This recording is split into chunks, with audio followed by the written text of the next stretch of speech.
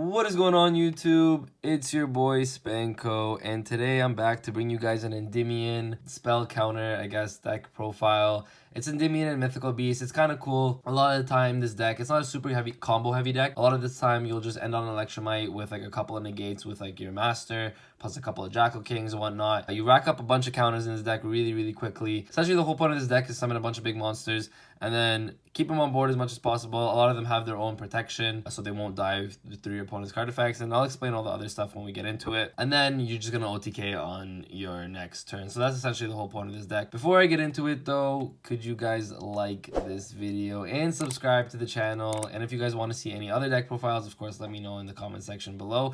And yeah, we can get right into it. So it's a 40 card main deck.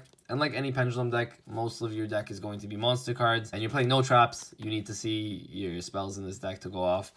So for this, you're playing triple Endymion Master. You have to play 3 in this. 1, because he's actually a high scale, and that actually comes up pretty often. But 2, he's the main monster you're going to be summoning pretty much every single turn. Very easy to summon in this deck, so you got to play 3 of them. 3 of the best card in the deck, in my opinion. 3 Servant of Endymion. It gets you to Master, gets you to Jackal King. Really good card. Best card in the deck, in my opinion. If you open this and a Spell Power Mastery, you're in really good hands. So this card is one of the best cards in the deck. Then you're playing triple Magister of Endymion. Now, a lot of people don't play this anymore, and I understand why. But the reason I played it in this deck specifically is because it's a scale 8, and the scale actually does come important. Like, you do need it. Also, it just being able to rack up counters, and like, again, it'll make more sense when I show you guys the rest of the deck, but it being able to rack up counters, even just having the counters on it, not even necessarily using its effect, just having the counters on it could be really good for this deck, and it'll make more sense later on. So for the Mythical Beast package, you are playing triple Mythical Beast Master Cerberus. In this deck, you can actually just sit on the Master Cerberus. Very good card. If you guys don't know, a lot of people don't know this effect, but if this card has 4 or more spell counters on it, you can remove 4 spell counters from the field. So not necessarily this card, but anywhere from your field, and then banish 1 card your opponent controls. And then this card gains the attack of the monster that your opponent banished. So it helps you OTK. A lot of people in regular pendulum builds won't ever use that effect, whereas in this build, you can actually just rack up the counters really easily. Once he has 4, keep in mind, you do not have to use his 4 counters. You can use counters from anywhere else on the field. Again, really relevant because that'll come up. It's also not a once per turn effect, so that's actually really good. You have multiple of them. You can banish multiple cards on your opponent's side of the field. Very good card. Then you are playing triple Mythical Beast Jackal King. I only have 2, so I'm sorry for proxying or not having the 3rd one here, but you got to play 3 of this. The reason you play 3 of this is because it's easily pendulum summonable. So like, even if you open it, it's not horrible because you can just pen summon it, sit on it, and you know, monster negates. And that's the whole point of this deck, is you summon 1 card negates. The nice thing about this deck is, I know Nibiru and other Megatin promos aren't out yet, but the nice thing about this deck is you can actually play around that pretty easily, because 1, you'll be summoning Jackal King really early, so you can use Jackal King to negate your opponent's Nibiru. On top of that, you won't necessarily even be summoning 4 or 5 monsters a turn, right? You can honestly end up 4, and your opponent would probably have a pretty tough time playing around it. I mean, imagine ending on like a Jackal King, a Master, and like a Master Cerberus. Like, that's really good. You'll have multiple negates, and then you'll have an OTK next turn, right? So just like that, even not spamming your board, you can play around the new Mega 10 promos really well. And then I'm playing double Mythical Beast Garuda. I only have 1 of them, so sorry for proxying the second one. I promise this is the only cards I'm proxying. But double Garuda is just a hand trap for the deck. It also actually is kind of like an MST as well if you need it to be, but mostly you're just gonna use it for the hand trap effect. So double Garuda, and then for the Mythical Beast package, we're finishing it off with 1 Mythical Beast Basilisk and 1 Mythical Beast Jackal. These cards are just utility cards, help you get through your deck. In the late game, these cards can actually come up pretty good.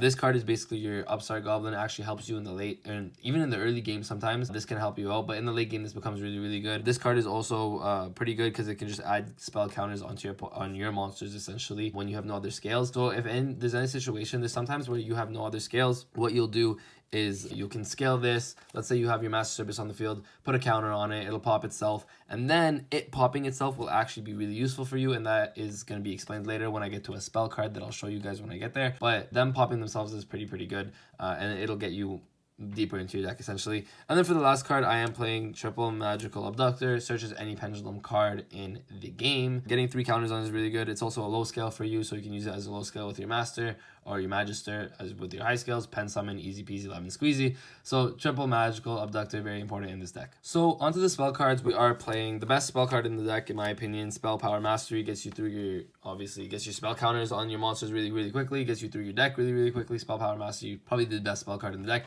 Unfortunately, it is a hard once per turn, but you still got to play 3 of them. Triple Magical Citadel of Endymion, as well as 1 Terraforming. Again, another spell card you can activate. On top of it being another spell card, it gathers counters on it. You can use those counters for your Master of Magic. You can use those counters for Master Cerberus. So essentially, racking up counters is actually very useful for you. It just gets you another spell card that you can put more counters on your like Jackal or your Servant or whatnot. Now this is a card that I wanted to test, and I am really liking this deck. Triple Mythical Institution. Now, so for anyone that doesn't know what this card does, each time a face-up Mythical Beast Pendulum monster is destroyed by battle or card effect, you place 2 counters on this card. So all the Mythical Beast cards have effects in the scale where they pop themselves to do something. So Cerberus will pop itself to search 1. Jackal will pop itself to special 1 from the extra deck. Garuda pops itself to pop a spell or trap, so it's your MST. Jackal pops itself to put a counter, and Basilisk actually pops itself to draw a card. So what is really good about that is if you open this plus like a Master Cerberus, you can rack up a bunch of counters on this card really quickly. And then the nice thing about this card is the second effect, where you can remove counters from this card and add a monster from your deck or your extra deck to your hand that is a level equal to the spell counters you removed. So if you move 3 counters from this, you can get a level 3 monster. And a lot of the time, what you'll end up doing is you can search your Servant or your Magister, depending on if you need scales, depending on what you need, you can search those monsters to help you get, you know, through your deck a little bit faster. This card is insanely really good. And again, it helps you with your Master Cerberus because, again, you can banish cards from anywhere on the field. And this is what I was talking about, where you can use your Magical Citadel or you can use your Mythical Institution to get counters on the Cerberus and then counters to banish your opponent's cards, which is really good. And then I'm playing 1 Endymion's Lab. Basically, it counts as another Magical Citadel.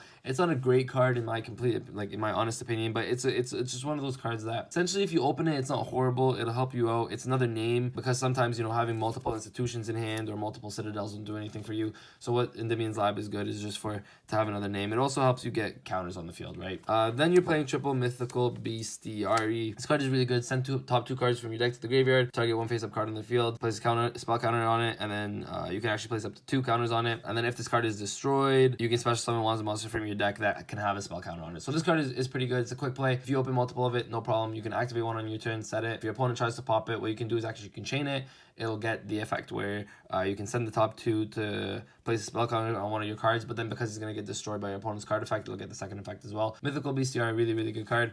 And then for the last 3 cards or 4 cards you play is Triple Pot of Desires and 1 Upstart Goblin. Now, I hate Pot of Desires. If you guys have ever watched my channel, if you guys know me, I do not like this card. I think it's a neg 9. But in this deck, it's so important. Like, just having the extra spell card to activate for your Servant is extremely well and extremely good. The thing is, if you guys haven't noticed, most of the cards I play in this deck are 3-ofs. So that's why I play Triple Desires. Because you know what? Even if I banish one of the cards, I don't really mind. Like, you'll never banish 3 Servant. Or, I mean, sometimes you will. And this is why I don't like the card. But essentially, for the most part, you're not going to. And it's too good of a card in this deck to not play it at 3. And the 1 Upstart Goblin helps you play a 39 card deck rather than a 40 card deck. And on top of that, gets you spell counters. So that's it for the main deck. It is a 40 card main deck. Okay, so onto the extra deck. You are, of course, playing Electromite, the greatest card ever to be printed for Pendulum. Actually, I used to play Pepe. Pendulum Sorcerer is probably better, but Electromite, really good card. Best Link monster, obviously made the deck meta. Electromite, you can play this. Basically, a lot of the times with this deck, the combo, I mean, there's no real combo in this deck, but the end board will be like an Electromite,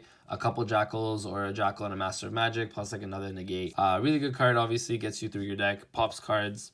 I mean, frees up your zones. Really good. One side from Lambda. This card is really good. Generic Link 2, but it's also because we play Gamma in the side deck, and I'll be showing you guys the side deck as well after this.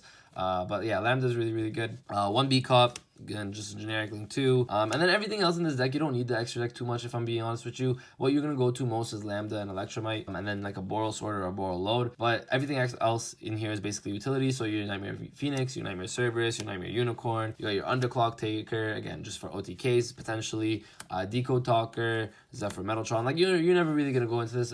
Like, potentially once in a while you will be. That's why you play it, just for utility, but you don't really necessarily need it. And then these you will go into just to help you OTK or get over big things. Boral Load, Again, anything you can't get over, you can Boral load. Boral sword helps you OTK. A lot of the time, what you can do, if you're going second, you can end with an Electromite with like 2 monsters or 2 or 3 monsters under it. So like the same kind of quote unquote combo. But then what you can do is you can use Electromite and 2 monsters to make a Boral sword, but you'll still have that like last Master of Magic or last Jackal King on the board. And then that should just be OTK on its own. So that's why Boral sword is really good going second. You're pretty much always going to make this card. Knight Crusader Avram. This card is really good just to sit on. It's a big boss monster. A lot of your opponents, like if you make this, have no out to it. So turn 1, I mean, if you open like Super Godly, you can just make this turn 1 and see if your opponent can out it. Most of the time they can't. It's really, really good. And then I'm playing 3 Super Poly targets because I am playing Super Poly in the side deck, which again I'll show you now. So this is 15 cards right here. Now, one thing you can do is you can remove the Violet Chimera. Depending on how you think Salamangreat is going to be doing this format, you can remove the Violet Chimera. I just did not have one of these cards that I'm about to tell you, but it's actually Metalfold Crimsonite.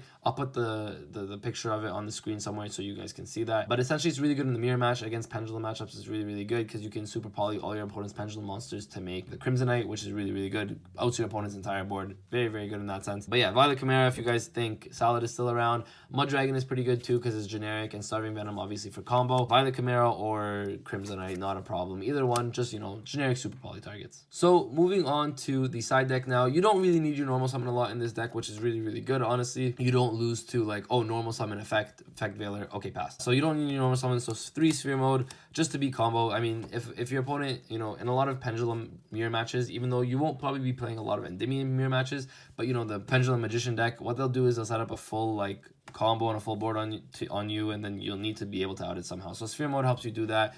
Same thing with Lava Golem. Double Lava Golem, because again, against combo, against Pendulum, you can out your opponent's board, and they make those whole like big board shenanigans. Out it, get rid of it, and then do your full combo, and then a lot of the time you'll just OTK from there. Triple Denko second, because you can afford your normal summon in this deck. So what you can do is you can normal summon your Denko against any like trap heavy deck, True Draco, Altergeist, Paleo. Really, really good card. You just normal summon it. They can't activate their like traps, obviously. They're set cards, and then you can just go off from there. So Denko Seka really, really good. The only hand trap I guess you play is the Gamma and the Driver. Play this because you play Lambda. And then, so if you know you're going second in a duel, you know, you can side these in. Really good card. And then, I guess, potentially, if you wanted to, you can play, like, an Omega or something in your extra deck. I personally never, like, it never really happened, so I personally don't do it. But it's up to you. If you guys prefer it, go ahead. And then the last 3 cards is triple Super Polymerization. Again, just to help you out big boards. Now, the thing is, this deck going first has no problem, which is why, as you can see, most of these cards are for going second. If not all of these cards are for going second. Because this deck does not have an issue going first. Going first, this deck, you know, sets up a bunch of negates and like a bunch of big monsters, so it's really hard for a lot of decks to out boards that this deck can make, but essentially it's also really hard for this deck to out boards that your opponent makes, so that's why the going second cards are very necessary for this deck. So that's it for the deck profile. If you guys enjoyed, please like the video. Let me know if you guys have any suggestions on the deck profile. Obviously, you guys know I like it when you guys tell me like what you guys play or what you guys think I should play. I'm not like the best at this deck. I play it, it's fun, it's good. I've spent a few hours playtesting it earlier today before I made this profile, so I know this profile is very solid, but if you guys have any other ideas, of course, let me know.